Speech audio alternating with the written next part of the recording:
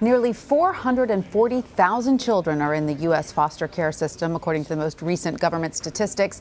And each year, about 23,000 of them age out of the system. Of those, 1 in 5 will instantly become homeless, and fewer than 3% will ever earn a college degree. Steve Pemberton is the Chief People Officer at GloboForce, as well as a philanthropist and public speaker. He's also the author of A Chance in the World, which tells his story of surviving foster care, forging a successful life for himself, and finally finding a home. Steve, thank you so much for coming to talk to us. You had such a harrowing experience in the foster care system. You were placed with such a cruel family, and yet you managed to come out of it and become a successful, not only executive, but you also have a family of your own, a healthy family, which is probably the greatest success of all. Tell us a little bit about your experience and how you overcame. Well, the first memory I have is just being pulled away from something I don't know what it is. As I came to learn, I was taken from my mother that day, but didn't have any real memory, entirely too young. I was 3 years old at the time. So when I was taken from her, I never saw her again. And then the chaos really began because society didn't know what to do with me. A young African-American boy, birth name of Clackowitz, light complexion, blue eyes, and a blonde afro. So where do we put him? What do we do with this guy? And unfortunately, though there are many kind and caring foster families in the country today, that was not, unfortunately, my experience. No, you were put into the home of a particularly cruel family because your foster parents were very good at turning on the charm to any adult that might come in. So to you, they were cruel. To the outside world, they seemed like a loving couple. One of my most indelible memories is of the 11 years in that home was watching the number of awards that the family received for taking in foster children.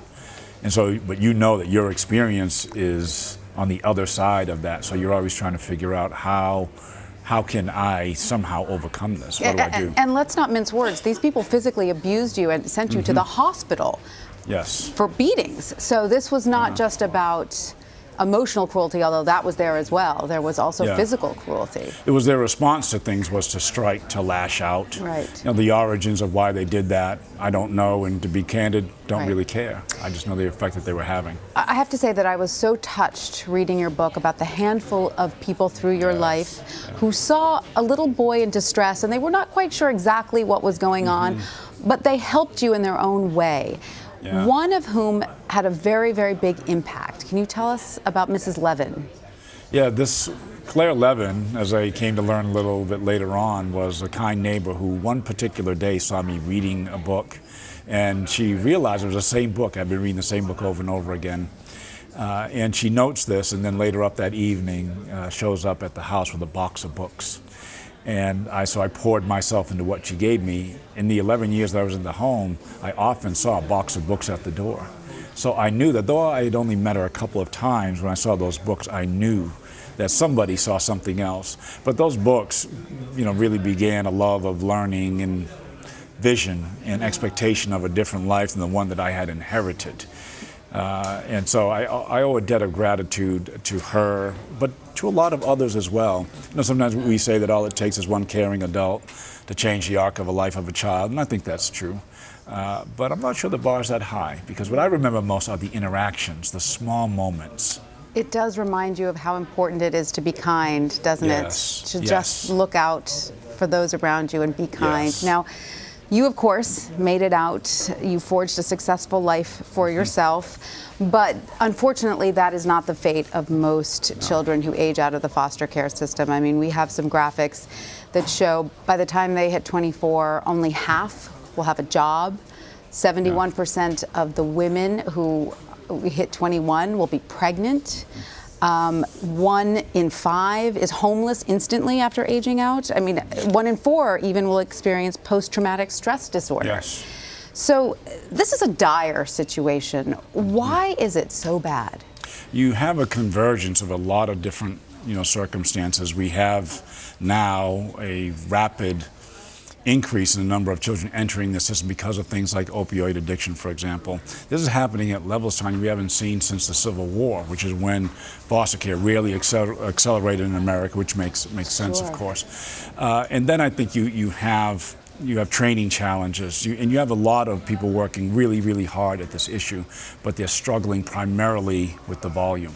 The volume. So Yes. What recommendations do you have? I have heard that some people recommend raising the age of release to 21 across all states. Is that something you would advocate, or does that just prolong the torture for a child who's in a bad situation? I would certainly advocate raising the age to 21, because part of the damage that multiple placements do is an erosion of skill sets and opportunities. So it makes things like educational access even that much more challenging. You have the dreams, the aspirations, the desire, but you may not have had the academic performance because you've been in multiple high schools, as an example. It's so sad to hear that fewer than 3% of these children Yes. who age out of the foster care system will ever, in the course of their entire lives, earn a college degree. And that's something you fought so hard for in your book. But not everyone has that ability, the ability that you seem to have genetically or God-given. What would you say to a young child who may be watching right now, who was, as you once were, fearful and a little hopeless about the future? Yeah. For a lot of children, they've inherited circumstances that they didn't ask for. They didn't sign their name to that. No one really would. No parent actually wants that for their child. But we're not to be defined by our circumstances, but our possibilities. So when I'm talking to young children, I never use the word at risk or underserved or underprivileged.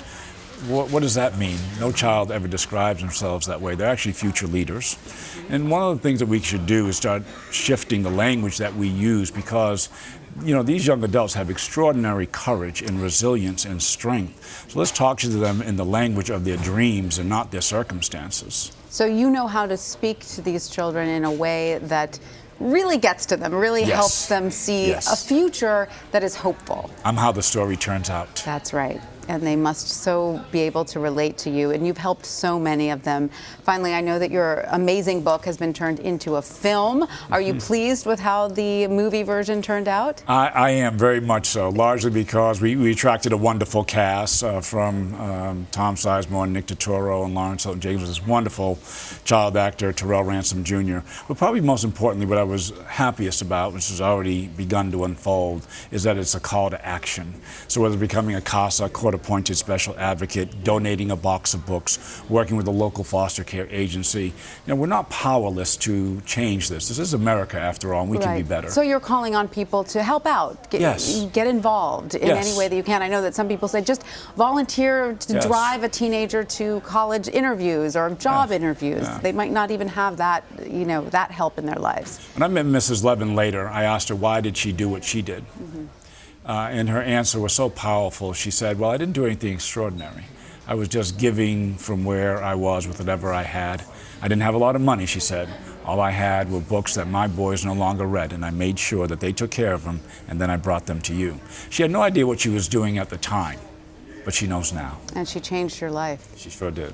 Steve Pemberton, thank you so much for coming to see us today. Thanks, Sonia. Thanks for having me. You have an extraordinary story. Thank you. Thank you.